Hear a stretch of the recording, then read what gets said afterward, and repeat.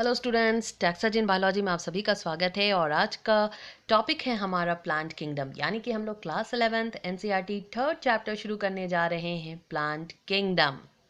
जैसा कि हमें पता है 1969 में आर.एच. विटेकर ने 5 किंगडम क्लासिफिकेशन सिस्टम दिया, जिसके अंदर आता है kingdom Monera, kingdom protista, fungi, Plantae और एनिमेलिया। जिसमें से हम लोगों ने मोनेरा किंगडम, प्रोटिस्टा और फंजाई, इन तीनों को बहुत डिटेल में देख लिया। अब बारी है किंगडम प्लांटी को देखने की, और उसके बाद नेक्स्ट चैप्टर किंगडम एनिमेलिया। तो सबसे पहले हम लोग देखेंगे प्लांट किंगडम। जैसा कि हमें पता है कि इस किंगडम में कई सारे चेंजेस होते चले गए, समय के साथ साथ इस किंगडम में बहुत सारे चेंजेस किए गए। फंजाई और मोनेरा या प्रोटिस्टा के कई सारे मेंबर्स, जिनके पास सेल वॉल होते हुए भी इनको प्लांट किंगडम से क्या कर दिया गया, निकाल दिया गया। तो जैसे आप देख सकते हैं कि साइनोबैक्टीरिया, जिसे कंसिडर किया जाता था blue green algae, are not algae any more. अब ये क्लियर हो चुका है कि साइनोबैक्टीरिया प्लांट किंगडम में नहीं रह सकते, एल्गी ये नहीं है। इन्हें भले ही ब्लू ग्रीन एल्गी कहा जाता था, मगर ये एल्गी नहीं है, ये प्लांट के अंदर नहीं आ सकते। They belong to kingdom Monera because they are eubacteria. ठीक वैसे ही यूग्लिना को अगर हम लोग देखें, जिसके पास एबिलिटी है कि सनलाइट के प्रेजेंस में ये फोटोसिंथेसिस परफॉर्म कर सकता है और सनलाइट के एब्सेंस में एनिमल की तरह बिहेव करने लग जाता है, अपने फ्लैजेला की मदद से अपने शिकार को पकड़ने लग जाता है, अपने प्रे को कैच करने लग जाता है। तो अब इसे भी क्या कर दिया गया, प्लांट किंगडम से बाहर निकाल दिया गया और डाल दिया गया किंगडम प्रोटिस्टा में।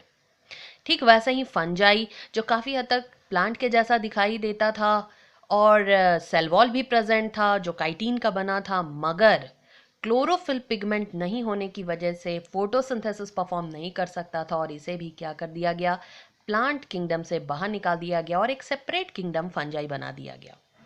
तो इस तरीके से हम लोग क्या देखते हैं कि प्लांट किंगडम के अंदर कई सारे चेंजेस समय के साथ साथ होते गए। अब चूंकि इन मेंबर्स को निकाल दिया गया है, यानी कि प्लांट किंगडम जिसके मेंबर्स के पास कुछ कॉमन कैरेक्टर्स तो होंगे ही होंगे। और ये कॉमन कैरेक्टर्स क्या क्या होंगे, तो जितने भी प्लांट्स के अंदर मेंबर्स होंगे उन सभी के पास क्लोरोफिल पिगमेंट होगा। Yes, not only chlorophyll pigment but accessory pigments are also present, जिसके पास एबिलिटी होगी कि वो सोलर एनर्जी को ट्रैप कर सके और क्या परफॉर्म करा सके, फोटोसिंथेसिस परफॉर्म करा सके, यानी सिंपल इनऑर्गेनिक सब्सटेंसेस से कॉम्प्लेक्स ऑर्गेनिक फूड खुद से प्रिपेयर कर सके। दूसरा हम लोग क्या देखते हैं कि इनके जितने भी मेंबर्स होंगे इस किंगडम के, सबके पास क्या होगा, सेल वॉल होगा, और ये सेल वॉल किसका बना होगा, सेल्यूलोज का बना होगा। हालांकि फंजाई के पास भी हम लोगों ने सेल वॉल देखा, मगर वो किसका बना था, काइटिन का, है ना। लेकिन यहाँ जितने भी मेंबर्स होंगे उन सभी का सेल वॉल सेल्यूलोज का बना होना चाहिए, और साथ ही साथ उनके सेल में एक लार्ज परमानेंट वैक्यूल्स भी प्रेजेंट होना चाहिए। तो आप देखते हो कि प्लांट सेल के पास तो ये एबिलिटी होती है कि उसके पास सेल वॉल होता है, उसके पास क्लोरोफिल पिगमेंट होता है, और साथ ही साथ एक लार्ज वैक्यूल प्रेजेंट होता है। तो यहाँ हम लोग इस चैप्टर में देखने वाले हैं कि प्लांटी किंगडम को फर्दर 5 ग्रुप्स में डिवाइड किया गया है, जिसमें हम लोग इन पांचों ग्रुप्स को डिटेल में पढ़ेंगे। जिसमें पहला आता है एल्गी, दूसरा आता है bryophytes, the third one is pteridophytes, fourth one is gymnosperm and the fifth one is angiosperm. तो ये 5 जो अलग अलग कैटेगरी हम लोग देख रहे हैं प्लांटी की, इन्हें हमें डिटेल में जानना है इस चैप्टर में। इससे पहले हम लोग देखेंगे कि प्लांट किंगडम को कैसे क्लासिफाई किया गया। तो जो अर्लीस्ट क्लासिफिकेशन सिस्टम है, जो पहले क्लासिफिकेशन सिस्टम हुआ था, उसमें हम लोग क्या देखते हैं कि it used only gross superficial morphological character. ये किस बेसिस पर किया गया था, तो ये सिंपली प्लांट्स के मॉर्फोलॉजिकल कैरेक्टर्स, बाहर से दिखने वाले जो एक्सटर्नल कैरेक्टर्स है उस पर केवल बेस्ड था। जैसे कि हैबिट, कहाँ ये पौधा रह रहा है, एक्वेटिक है या टेरेस्ट्रियल है, कलर, उसके कलर के बेसिस पर, number and shape of leaves, number और शेप ऑफ लीव्स के बेसिस पर। तो कहीं ना कहीं हम लोग देखेंगे कि जो पहले के क्लासिफिकेशन सिस्टम थे प्लांट किंगडम के, वो नॉट एक्सेप्टेबल था, उसमें बहुत सारी कमियां थी। एक हम लोग यहाँ पर देखते हैं एनसीईआरटी के अकॉर्डिंग आर्टिफिशियल क्लासिफिकेशन सिस्टम। तो जानेंगे आर्टिफिशियल क्लासिफिकेशन सिस्टम क्या है। सबसे पहले हम लोग देखते हैं this classification system was given by Linnaeus. Linnaeus ने इस सिस्टम को दिया। ये सिस्टम किस पर बेस्ड था? It is based on vegetative characters और on the androecium structure. Vegetative characters और सिंपल एंड्रीशियम के स्ट्रक्चर पर यह क्लासिफिकेशन बेस्ड था। इस सिस्टम ने क्या किया? इक्वल वेटेज दे दिया वेजिटेटिव और सेक्सुअल कैरेक्टर्स को, जो कि एक्सेप्टेबल नहीं था। तो आप क्या देख रहे हैं? वेजिटेटिव और सेक्सुअल कैरेक्टर्स जो दोनों काफ़ी डिफरेंट होते हैं। वेजिटेटिव कैरेक्टर्स तो इन्वायरमेंट के अनुसार चेंज भी हो जा सकते हैं, तो ये दोनों को इक्वल वेटेज कैसे दिया जा सकता है? तो बहुत सारी कमियां थी इस क्लासिफिकेशन सिस्टम में और इसको एक्सेप्ट नहीं किया गया, है ना? क्योंकि आप जान रहे हो वेजिटेटिव कैरेक्टर्स इन्वायरमेंट चेंज के अनुसार खुद भी चेंज हो जाता है। दूसरा हम लोग देखते हैं नेचुरल क्लासिफिकेशन सिस्टम, जिसे दिया George Bentham and Joseph Dalton Hooker ने। Must remember, natural classification system was given by George Bentham and Joseph Dalton Hooker.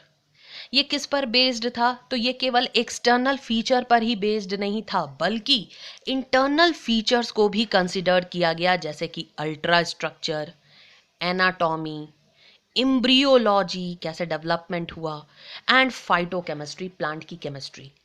तो आप क्या देख रहे हैं कि नेचुरल क्लासिफिकेशन सिस्टम ने केवल एक्सटर्नल फीचर्स को ही कंसिडर नहीं किया, बल्कि इंटरनल फीचर्स को भी कंसिडर किया, जिसके अंदर आता है अल्ट्रा स्ट्रक्चर, उसका इंटरनल स्ट्रक्चर, एम्ब्रियोलॉजी कैसे वो डेवलप किया, एंड फाइटोकेमिस्ट्री प्लांट केमिस्ट्री। इसके साथ ही साथ हम लोग देखते हैं phylogenetic classification system.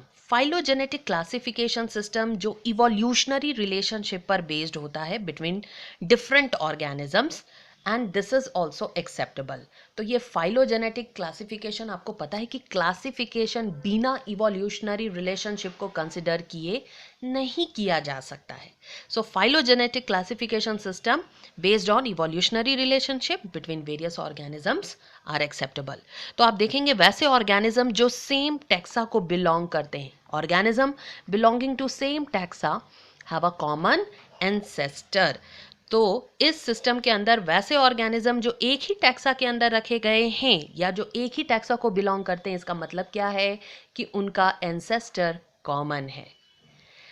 Many other sources too to help in classification, बहुत दूसरे सोर्स भी यूज किए गए जिनकी मदद से क्लासिफिकेशन किया जा सका।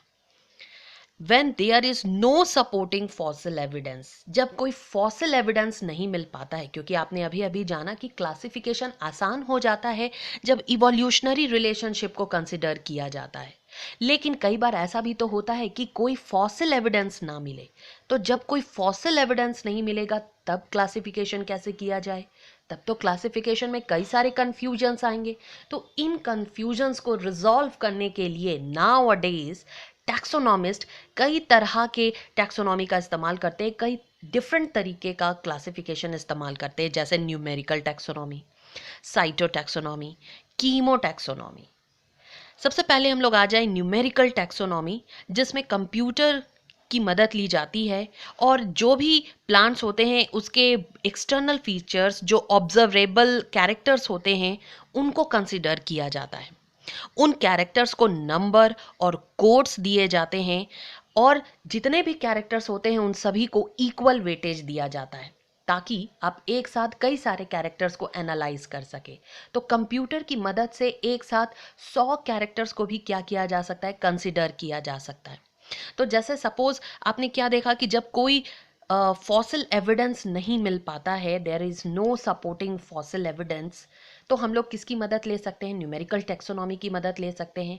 सपोज कोई प्लांट हमें मिला और उस प्लांट के जो जो कैरेक्टर्स हैं वो सारे कैरेक्टर्स कंप्यूटर में पहले से मौजूद जो डेटाज हैं, है ना, जिसको एक पर्टिकुलर नंबर और कोड्स दिए गए हैं और हर कैरेक्टर को इक्वल वेटेज दिया गया है, आप क्या कर सकते हैं? उस कैरेक्टर्स के साथ उसको एनालाइज करा सकते हैं और आसानी से ये पता लगा सकते हैं कि आखिर ये प्लांट किस टैक्सा को बिलोंग करना चाहिए। दूसरा हम लोग देखते हैं साइटोटैक्सोनॉमी, जिसमें साइटोलॉजिकल इंफॉर्मेशन होता है about the chromosome number, structure, behaviour. तो क्रोमोसोम के नंबर, उसके स्ट्रक्चर और बिहेवियर की मदद से भी क्लासिफिकेशन किए जा सकते हैं। That is the cytotaxonomy. Third one is chemotaxonomy, जिसमें chemical constituent of the plants को कंसीडर किया जाता है। आखिर प्लांट किन केमिकल से बना है, उन केमिकल्स की मदद से सही क्लासिफिकेशन किया जा सकता है। तो इस तरीके से हम लोग देखते हैं कि क्लासिफिकेशन में होने वाले कई सारे कंफ्यूजन्स को रिजॉल्व किए जा सकते हैं। Nowadays taxonomies use these classification system.